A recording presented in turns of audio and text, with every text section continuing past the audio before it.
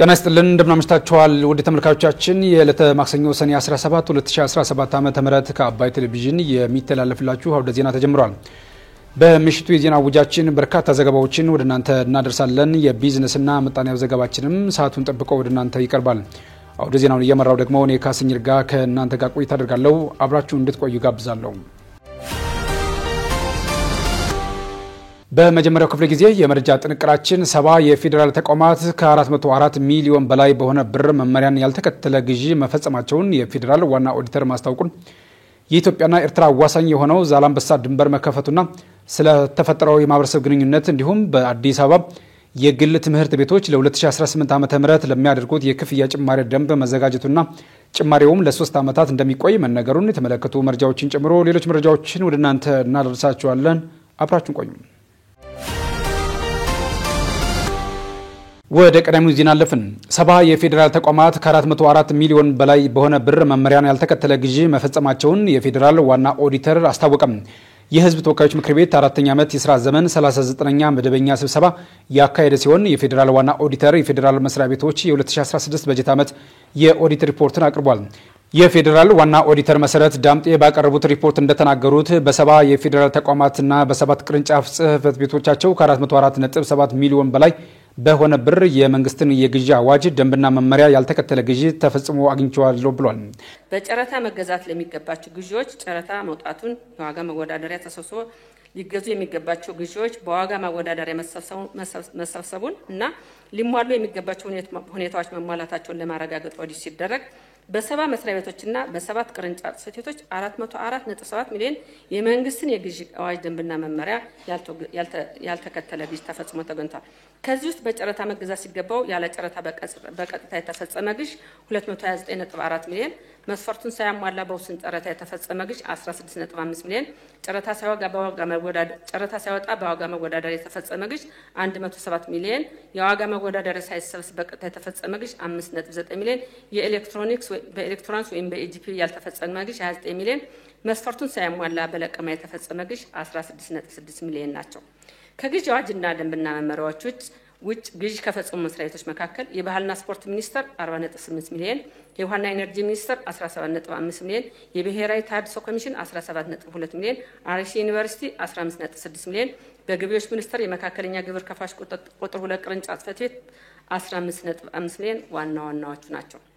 በመሆኑም ተቋማቱ የግዢ አዋጅና መመሪያውን ተከትለው ግዢዎች መፈጸም እንዳለባቸው የኤሌክትሮኒክ ስርዓቱ ውጭ ግዢ መፈጸም ሲያስፈልግ ተቋማት ጥያቄያቸውን ለሚመለከተው አካል አቅርበው ሲፈቀድ ብቻ ግዢ መፈጸም እንደሚገባቸው፣ በለቀማ የሚፈጽሙ ግዢዎች ለጥናትና ለምርምር አገልግሎት የሚፈለግና ከመደበኛ አቅራቢዎች የማይገኝ ወይም በለቀማ ቢገዛ ለመስሪያ ቤቱ ኢኮኖሚያዊ ጥቅም እንደሚያስገኝ በቅድሚያ በተጨባጭ ማስረጃ መረጋገጥ እንዳለበት፣ ለወደፊት የተጠቀሱ የአሰራር ክፍተቶች እንዳይከሰቱ ተገቢ ቁጥጥርና ክትትል መደረግ እንዳለበት በላክነው ሪፖርት አሳስበናል። የምክር ቤት አባላት የሀብት ብክነትን መቆጣጠርና ተጠያቂነት ማስፈን ላይ ዋና ኦዲተር በትኩረት እንዲሰራ ያሳሰቡ ሲሆን ዘመኑ የደረሰበትን ቴክኖሎጂ ተግባራዊ ማድረግ እንደሚገባም አሳስበዋል። የኦዲት ክፍተት የተገኘባቸውና ሀብት ያባከኑ ተቋማትና የስራ ኃላፊዎች ተጠያቂ በማድረግ ረገድ ያሉ ውስንነቶች መቀረፍ እንደሚገባቸውም ተናግረዋል። ይህ በእንዲህ እንዳለ 17 ተቋማት በስራ ላይ በሌሉ ሰዎች ስም ከ48462 ብር በላይ ደሞዝ መክፈላቸውን የፌደራል ዋና ኦዲተር አረጋግጧል። ችግሩ ለተገኘባቸው ተቋማት ክፍያዎቹ ተመላሽ እንዲደረጉ ማሳሰቢያ መላኩንም ዋና ኦዲተሩ አስታውቀዋል። 6.5 በመስሪያ ቤቱ ለሌሉና ከስራ ለተሰናበቱ ሰራተኞች የተከፈለ ደሞዝ የፌደራል መንግስት ገንዘብ ክፍያ መመሪያ ቁጥር 4/2003 ተራ ቁጥር 10 የመንግስት ሰራተኞች የደሞዝ አከፋፈል ደሞዝ ክፍያ ከመፈጸሙ ወይም ወጪ ከመደረጉ በፊት መከናወን ካለባቸው ጥንቃቄዎች አንዱ በጥሮታ በሞትና በሌሎች ምክንያት ከስራ የለቀቁ ሰራተኞች ከደሞዝ መክፈያ ዝርዝር መውጣት እንዳለባቸው ተመልክቷል። በመመሪያው መሰረት ከስራ የለቀቁ ሰራተኞች ደሞዝ ከለቀቁበት ቀን ጀምሮ እንዳልተከፈላቸው ለማረጋገጥ ኦዲት ሲደረግ በ16 መስሪያ ቤቶችና በአንድ የጉምሩክ ቅርንጫፍ ጽህፈት ቤት በጠቅላላው ብር 408,000 በስራ ላይ የሌሉና ከስራ ለተሰናበቱ ሰራተኞች ክፍያ የተፈጸመ መሆኑ ታውቋል። ክፍያዎች መመሪያውን ተከትለው እንዲፈጸሙ ተገቢው ክትትል ሊደረግ እንደሚገባና የተፈጸሙ ክፍያም ተመላሽ መደረግ እንዳለበት በላክነው ሪፖርት አሳስበናል። በፌደራል ተቋማት በወቅቱ ያልተወራረደ 32.9 ቢሊዮን ብር ውዝፍ ተሰብሳቢ ሂሳብ መኖሩን የፌደራል ዋና ኦዲተር መስሪያ ቤት ሪፖርት አመላክቷል። የህዝብ ተወካዮች ምክር ቤት አፈ ጉባኤ አቶ ታገሰ ጫፎ ተደጋጋሚ የኦዲት ግኝት በሚታይባቸው ተቋማት ላይ የምክር ቤቱን አሰራር ተከትሎ በቀጣዩ 2018 ዓ.ም ህጋዊ እርምጃ እንደሚወሰድም ገልጸዋል። የኢትዮጵያና ኤርትራ አዋሳኝ የሆነው የዛላምበሳ ድንበር መከፈቱና የማህበረሰብ ግንኙነት መፈጠሩ ተዘገበ። ከትናንት በስቲያ እሁድ ዕለት በሰሜን ትግራይ ክልል በኩል የኢትዮጵያና ኤርትራ አዋሳኝ የሆነው የዛላምበሳ ድንበር ከዓመታት በኋላ ለመጀመሪያ ጊዜ ተከፍቶ የአካባቢውን ማህበረሰቦች መገናኘታቸው ተዘግቧል።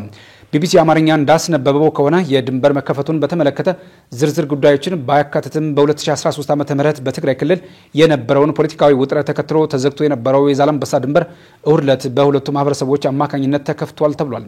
በኢትዮጵያ ዛላምበሳ ከተማ የአገር ሽማግሌዎችና የሃይማኖት አባቶች ባሉበት ቤተሰቦችና ወዳጅ ዘመዶች ዳግም ተገናኝተዋል ያለው ዘገባው የድንበሩን የተወሰነ ክፍል እንደገና ለመክፈት እርምጃ የተወሰደው ከኢትዮጵያም ሆነ ከኤርትራ መንግስታት ይፋዊ ድጋፍ ሳይደረግ በአካባቢው የማህበረሰባዊ አንቂዎችና የማህበረሰብ ተወካዮች አነሳሽነት መሆኑን ጠቁሟል። አሁን ባለው ወቅታዊ ሁኔታ ፕሬዝዳንቱን ኢሳያስ አፈወርቂን ጨምሮ የኤርትራ መንግስት ባለስልጣናት ኢትዮጵያ ላይ ተደጋጋሚ ክስ እያቀረቡ ሲሆን በአንጻሩ የህወሓትን ቡድንን በመጠቀም በኢትዮጵያ ፖለቲካዊ ውስጥ እጃቸውን አስገብተዋል የሚል ወቀሳ እየተሰነዘረባቸው ይገኛል። የኢትዮጵያ መንግስት በበኩሉ በውጭ ጉዳይ ሚኒስትር በኩል በሰጣቸው ምላሾች ከኤርትራ ጋር የቃላት መወራወሩን አንፈልገውም ብሏል። ይህ ነባራዊ ሁኔታ ባለበት በዚህ ወቅት ነው ባለፈው እሁድ የህወሓት አመራሮችና የኤርትራ ባለስልጣናት ሰጥተውታል በተባለው ይሁንታ ድንበር የማስከፈት እንቅስቃሴ መደረጉ ከድንበሩ መከፈት ጀርባ እንዳሉ ከተገለጹት አካላት የተገኘው መረጃ የሚያመለክተው የድንበር ከተማ የሆነችው ዛላምበሳና አካባቢው ላይ ከወራት በፊት የኤርትራ ወታደሮች ይገኛሉ የሚሉ ክሶች ከህወሓት አመራሮች ሲደመጡ እንደነበር የሚታወስ ሲሆን ከትናንት በስቲያ የድንበር ማስከፈቱ ጉዳይ ምንም አይነት ፖለቲካዊ ለውጥ ያመጣል የሚለው በጥያቄነት የሚነሳ ሆኗል። ይህ ዜና እስከሚጠናቀርበት ሰዓት ድረስ የድንበር መከፈቱን በሚመለከት የኢትዮጵያም ሆነ የኤርትራ መንግስታት በይፋ ያሉት ነገር የለም። በአዲስ አበባ የግል ትምህርት ቤቶች ለ2018 ዓ.ም ለሚያደርጉት የክፍያ ጭማሪ ደንብ መዘጋጀቱና ጭማሪውም ለ3 ዓመታት እንደሚቆይ ተነገረ። በአዲስ አበባ ከተማ አስተዳደር ስር የሚገኙ የግል ትምህርት ቤቶች የ2018 ዓ.ም የትምህርት ዘመን የክፍያ ጭማሪ የሚያስተናግደው አዲስ በተዘጋጀው ደንብ መሰረት መሆኑን የአዲስ አበባ ትምህርትና ስልጠና ቁጥጥር ባለስልጣን ገልጿል። በባለስልጣኑ ምክትል ስራ አስኪያጅ የሆኑት ታጋይቱ አባቡ የግል ትምህርት ቤቶች ከዚህ በፊት የአግባብነት የሌለውና ኢኮኖሚያዊ ምክንያትን ታሳቢ ያላደረገ ጭማሪ ሲያደርጉ መቆየታቸውን ተናግረዋል። ይህንን ችግር ለመግታትና አሰራሩ ወጥነት እንዲኖረው ለማስቻልም ደንብ መዘጋጀቱን አንስተው የግል ትምህርት ቤቶች የክፍያ ዋጋ ጭማሪ ጣሪያዎችን በየእርከኑ ከ40% እስከ 60% መወሰኑና ይህም ትምህርት ቤቶች ከዚህ በላይ ጭማሪ እንዳያደርጉ የሚገድባቸው ነው ብለዋል። የሚደረገው የዋጋ ጭማሪም ለ3 ዓመታትም ባለበት እንደሚቆይ ተናግረው በተቀመጠው የክፍያ ዋጋ ጭማሪ ጣሪያ መሰረትም ትምህርት ቤቱና ወላጆች በጋራ በመምከር ምን ያህል ይጨመር ወይም ከነጭራሹ ጭማሪ አያስፈልግም በሚለው ዙሪያ እንደሚወስኑም ጠቁመዋል። ትምህርት ቤቱና ወላጆች የትምህርት ጥራትን ማረጋገጥ በሚያስችል መልኩ ታዛቢዎችን በመመደብ ውይይት ካደረጉ በኋላ ወላጆች የሚወስኑት ውሳኔ እንደሚጸድቅም ገልጸዋል። ነገር ግን በዋጋ ጭማሪው በፕሮፖዛሉ ላይ ትምህርት ቤቶች ከወላጆች ጋር በመግባባት ላይ መድረስ ካልቻሉ ባለስልጣኑ ውሳኔ እንደሚሰጥበትም አስታውቀዋል። የመጨረሻው ውሳኔ የተወሰነበትን ክፍያ ለመክፈል አቅማቸው የማይፈቅድ ወላጆች ልጆቻቸውን ወደ መንግስት ትምህርት ቤት ማስገባት እንደሚችሉም ገልጸዋል። ለደንቡ መነሻ በርካታ ጥናቶች መደረጋቸውን ያነሱት ወይዘሮ ታጋይቱ የዋጋ ግሽበቱን ለ9 ተከታታይ ዓመታት የተደረጉ የዋጋ ጭማሪዎችን አማካይ ውጤት ከተማ አቀፍ የሸማቾች ዋጋ ግሽበትን መረጃ በመውሰድና የገበያ ትንበያን መሰረት በማድረግ ሚዛናዊ አሰራር መተግበሩን መናገራቸውን ብሔራዊ ቴሌቪዥን ዘግቧል። የተወዳጅ ተመልካቾቻችን እየተከታተላችሁ ያላችሁት ከአባይ ቴሌቪዥን የአውደ ዜና የመረጃ ሰዓታችን አሁንም እንደቀጠለ ነው። ወደ ሌሎች ተጨማሪ መረጃዎች ስናልፍ ደግሞ በአዲስ አበባ 11% የ8ኛ ክፍል ተማሪዎች ባያልፉም ውጤቱ በ5 ዓመት ውስጥ ከፍተኛ ሆኖ የተመዘገበ ነው መባሉን በወልቃይትና አካባቢው ጥያቄና የሰላም ሁኔታ ዙሪያ አቶ አረጋ ከበደና አቶ ጌታቸው ረዳ የተገኙበት ስብሰባ በሁመራ ከተማ መካሄዱን ጨምሮ ሌሎች ዜናዎችን ራቢያ ከድር ይዛለች። ተከታትለን መለስ። በድጋሚ አብራችሁን ቆዩ።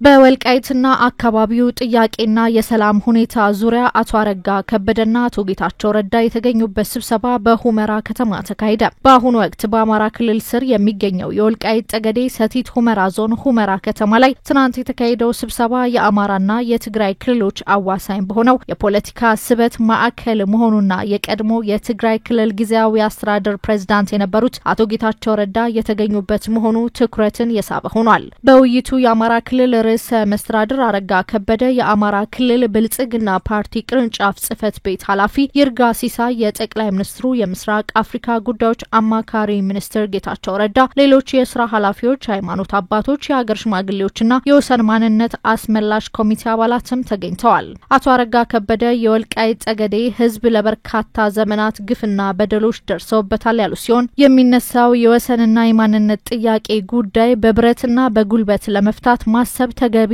አለመሆኑንም ተናግረዋል። ጉዳዩ ከመሰረቱ መፍታት የሚቻለው ከጉልበት ይልቅ ሰላማዊ አማራጭን በመጠቀም ነው ያሉት ርዕሰ መስተዳድሩ የአማራ ክልል ህዝብና መንግስት በጉልበት የሚመጣበት ኃይል እስካልመጣ ድረስ ሰላማዊ አማራጭን እንደሚጠቀም ተናግረዋል። የጠቅላይ ሚኒስትሩ የምስራቅ አፍሪካ ጉዳዮች አማካሪ ሚኒስትር ጌታቸው ረዳ በበኩላቸው የወልቃይት ጠገዴ ህዝብ የማንነት ጥያቄ ተገቢ መሆኑን እናምናለን ያሉ ሲሆን ሰው ከመሬት በላይ ከፍ ብሎ መታየት አለበት ሲሉ የአካባቢውን ጉዳይ ገልጸውታል። አቶ ጌታቸው የማንነት ጥያቄው ግን በህጋዊና በፍትሃዊ መንገድ መመለስ አለበትም ብለዋል። የወልቃይት ጠገዴ ሰቲት ሁመራ ዞን ምክትል አስተዳዳሪና የወሰንና ማንነት አስመላሽ ኮሚቴ ሰብሳቢ ኮሎኔል ደመቀ ዘውዱ በሰላማዊው የትግራይ ህዝብ ላይ ችግር እንዲፈጠር አንፈልግም ካሉ በኋላ ጥያቄው ህጋዊና ሀገራዊ መልስ ያሻዋል ሲሉም ተናግረዋል። ኮሎኔል ደመቀ ጥያቄው በአግባቡ አለመመለስ እንደገና በደልና ደም መፋሰስ እንዳያስከትል በጥንቃቄ ሊታይ ይገባል ያሉ ሲሆን የዞኑ ዋና አስተዳዳሪ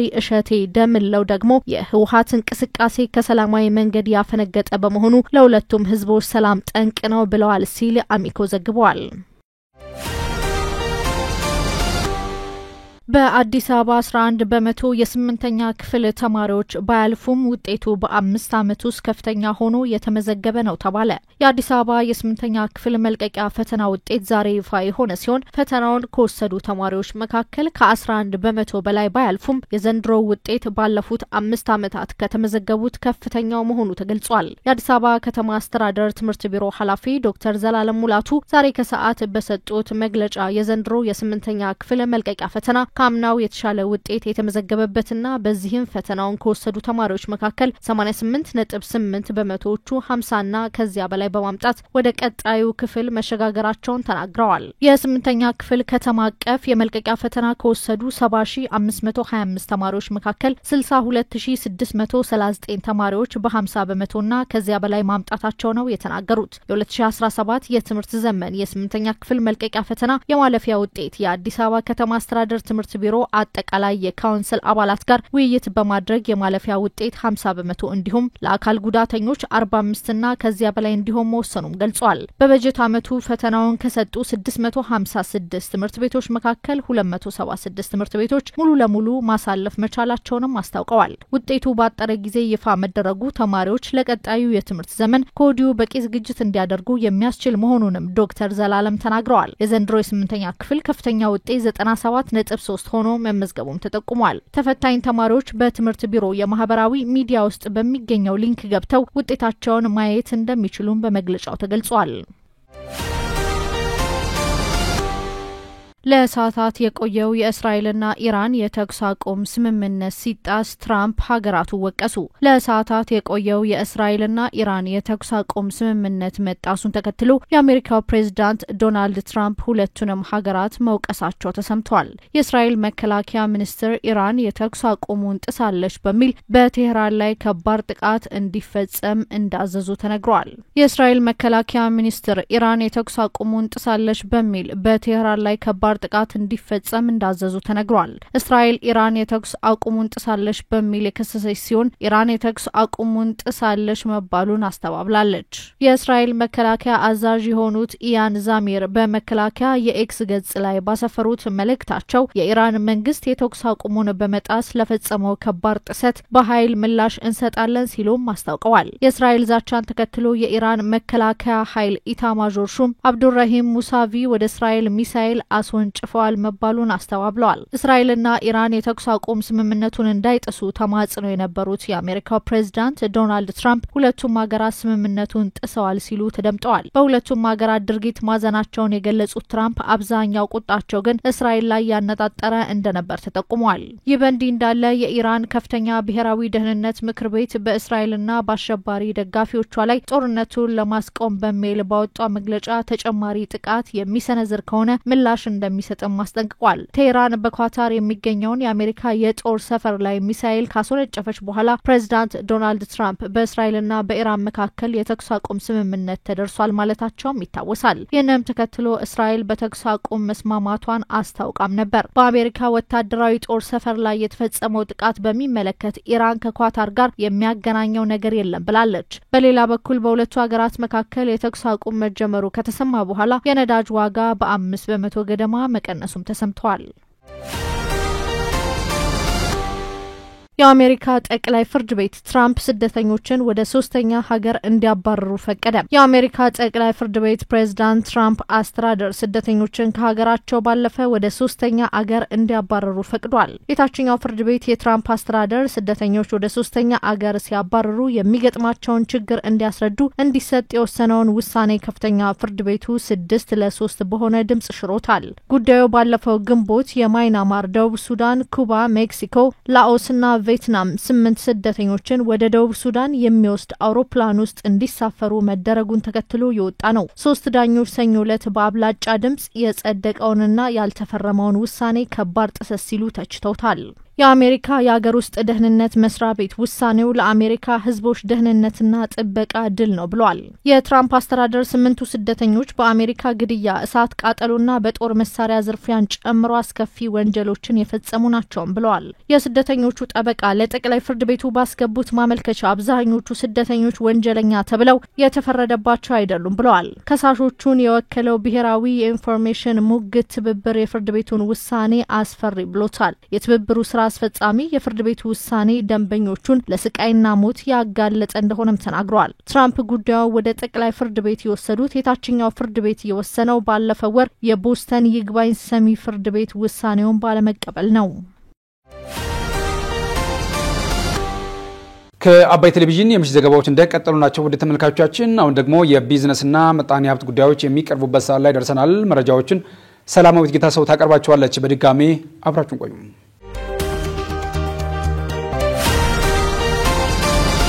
ካቮድ ኮሜርሻል ካዛንቺስ ላይ አራተኛው ዘመናዊ የንግድ ሞል ግንባታ አስጀመረ። ዘመናዊ የንግድ ማዕከላትን በተለያዩ ቦታዎች በመገንባትና በመሸጥ ላይ የሚገኘው ካቮድ ኮሜርሻል በዛሬው ዕለትም በመሃል ካዛንቺስ ሞል የሚል ስያሜ ያለው ዘመናዊ ህንጻ የግንባታው ማስጀመሪያ መርሃ ግብር አካሂዷል። ካቮድ ኮሜርሻል ከዚህ ቀደም በአፍንጮ በር ስጦታ ሞልን፣ በሽሮ ሜዳ ጥበብ ሞልን እንዲሁም በቅርቡ በመሃል መገናኛ ካር ሞል የሚል ስያሜ ያላቸውን የንግድ ማዕከላትን ግንባታቸውን ያስጀመረ ሲሆን በዛሬው ዕለትም የተቋሙ ኃላፊዎችና ጥሪ የተደረገላቸው እንግዶች በተገኙበት የካዛንቺስ ሞል ግንባታውን አስጀምሯል። ካቮድ እነዚህንና በመዲናዋ ለመስራት ያሰባቸውን 17 ፕሮጀክቶች የሚሰራው 30 በመቶ በፌዴራል ቤቶች ኮርፖሬሽን፣ 70 በመቶ ደግሞ በራሱ እንደሆነ ተመላክቷል። በመርሃ ግብሩ ላይ ተገኝተው ለጋዜጠኞች ማብራሪያ የሰጡት የፕሮጀክቱ ማናጀርና የድርጅቱ የሽያጭ ባለሙያ አቶ ጀማል አብዱል ቃድር ካዛንቺስ ሞል 2500 የተለያዩ ሱቆች ያሉትና ሳይቱ በ6762 ካሬ ላይ ያረፈ መሆኑን ተናግረዋል። ከ6 እስከ 9 ወር ግንባታው ይጠናቀቃል የተባለው ካዛንቺስ ሞል በውስጡ ከበቂ በላይ የመኪና ማቆሚያ ቦታ፣ ዋተር ፓርክ፣ ሲኒማና የመዝናኛ ስፍራዎች፣ የሴቶችና የወንዶች ውበት መጠበቂያዎች፣ ካፌ፣ ሬስቶራንትን ጨምሮ ለተለያዩ አገልግሎቶች የሚውሉ ሱቆች መኖራቸውን አቶ ጀማል አብራርተዋል። ከዚህ በተጨማሪም በቦታው ሲሰሩ የነበሩና ከኮሊደር ልማት ጋር በተያያዘ በከተማ መስተዳደሩ ከተነሱ 400 ነጋዴዎች መካከል ቀድመው ጥያቄ ያቀረቡት 200 ገደማ ነጋዴዎች ተደራጅተው በህንጻው የምድር ወለል ላይ በቅናሽ ሱቅ እንደተሰጣቸው ገልጸዋል። ካሉን 17 ፕሮጀክቶች አራተኛው ነው ላውንች ያደረግነው። የካዛንቺስ ሞል በ6762 ካሬ ላይ ነው ቢልት አፕ ኤሪያው ያረፈበት። የራሱ ፓኖራሚክ ሊፍቶችና ኤስካሌተሮች አሉት። በጣም እጅግ ዘመናዊ የሆነ ህንጻ ነው የሚገነባው። የራሱ የሆነ የከርሰ ምድር ውሃ አለው። የመጨረሻው ፍሎር ላይ 10ኛው ፎቅ ላይ ማለት ነው የዋተር ፓርክ አለው ማለት ነው። በሀገራችን ለመጀመሪያ ጊዜ ነው ፎቅ ላይ የዋተር ፓርክ ማለት ነው የተገነባው። እጅግ በጣም ዘመናዊ። ሲቀጥል ደግሞ እዚህ አካባቢ ተፈናቅለው የነበሩ በብዛት ስቴሽነሪ ላይ ተሰማርተው የነበሩ የንግድ ማዕከሉ ማህበረሰብ በተሻለ የዋጋ ቅናሽ ድጋሚ ተመልሰው የተፈናቀሉ የነበሩበት ቦታ ላይ ተመልሰው አስተያየት ባለው ዋጋ ወደኛ እንዲገቡ አድርገናል ማለት ነው። የሽያጭ ማዕከሉ ካሳንቺስ የድሮ ፖሊስ ጣቢያ ወይም ታሪክ ስጋ ቤት የነበረበት ቦታ እንደሚገኝ የተገለጸ ሲሆን ከሰኔ 17 እስከ ሰኔ 27 ድረስ ለሚመጡ ደንበኞችም ልዩ ቅናሽ መኖሩን ተጠቁሟል።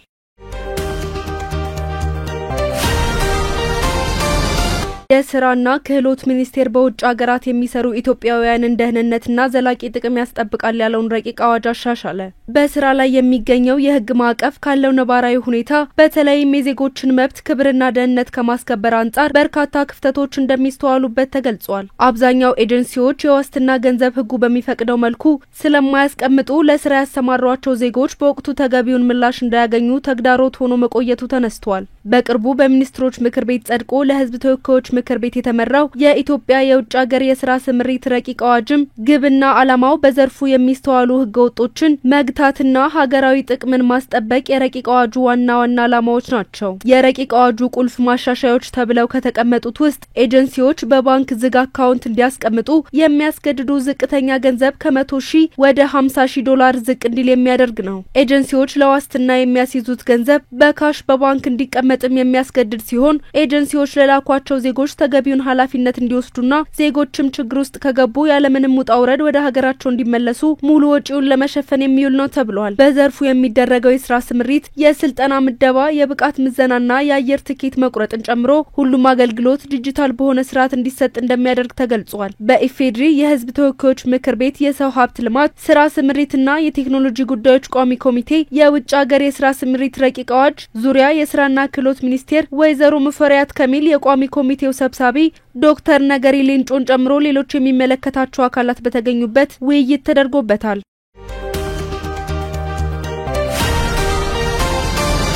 ፊንቴክ ኢንቨስትመንት ከ200 በላይ የኤሌክትሪክ ተሽከርካሪዎችን ለደንበኞቹ አስረከበ። ፊንቴክ ኢንቨስትመንት ግሩፕ በዛሬው ዕለት ከ200 በላይ የቢዋይዲ ኤሌክትሪክ ተሽከርካሪዎችን ለደንበኞች የቁልፍ ርክክብ መርሃ ግብር አከናውኗል። የዛሬው መርሃ ግብር 20,000 ኤሌክትሪክ መኪኖችን የመገጣጠምና የማቅረብ ፕሮጀክት አካል እንደሆነ ተገልጿል። ፊንቴክ የኤሌክትሪክ ተሽከርካሪዎችን ማቅረቡ ኢትዮጵያ ለምትከተለው አረንጓዴ ትራንስፖርት ማጓጓዣ ዘርፍ የምታደርገውን ሽግግር አጋዥ እንደሚሆን ተመላክቷል። ፊንቴክ ኢንቨስትመንት የቢዋይዲ ኩባንያ የኤሌክትሪክ መኪኖችን ገዝቶ ከ950,000 ብር ቅድመ ክፍያ ጀምሮ በ5 ዓመት የሚከፈል ከወለድ ነጻ የ50 ከመቶ የብድር አገልግሎት አዘጋጅቶ ከ8 ዓመታት ዋስትና ጋር በማቅረብ ላይ እንደሚገኝ ተገልጿል። በመርሃ ግብሩ ላይ ተገኝተው መልእክት ያስተላለፉት የትራንስፖርትና ሎጂስቲክስ ሚኒስቴር ዴኤታ በርሆ ሐሰን እንደ ሀገር ከነዳጅ ጥገኝነት ለመላቀቅና ከተሽከርካሪ የሚወጡ በካይ ጋዝ ለመቀነስ የኤሌክትሪክ ተሽከርካሪዎችን ቁጥር ለማሳደግ እየተሰራ መሆኑን ተናግረዋል። ሚኒስትር ዴኤታው አክለውም ፊንቴክ ኢንቨስትመንት ግሩፕ አረንጓዴ ትራንስፖርትን ለመደገፍ እያደረገ ያለውን ጥረት አድንቀው በቀጣይ የኤሌክትሪክ ተሽከርካሪዎች የኃይል መሙያ መሰረተ ልማት ማስፋፊያ ላይ በትኩረት እንዲሰራ የስራ አቅጣጫ ሰጥተዋል። ፊንቴክ ኢንቨስትመንት ግሩፕ በኤሌክትሪክ የሚሰሩ 25,000 የቢዋይዲ አውቶሞቢል ተሽከርካሪዎችን ወደ ሀገር ውስጥ ለማስገባት አቅዶ እየሰራ መሆኑን በመድረኩ ተገልጿል። ፊንቴክ ኢንቨስትመንት ቀደም ሲል እስከ 250 የኤሌክትሪክ መኪኖችን ለደንበኞች ማስረከቡን አስታውሷል። ስትከታተሉት የነበረው የዕለተ ማክሰኞ ሰኔ 17 2017 ዓ.ም የአውደ ዜና የመረጃ ጥንቅራችን ይህንን ይመስል ነበር። አብራችሁን ስለነበራችሁ ምስጋናችን ከልብ ነው። በያላችሁበት መልካም ምሽት።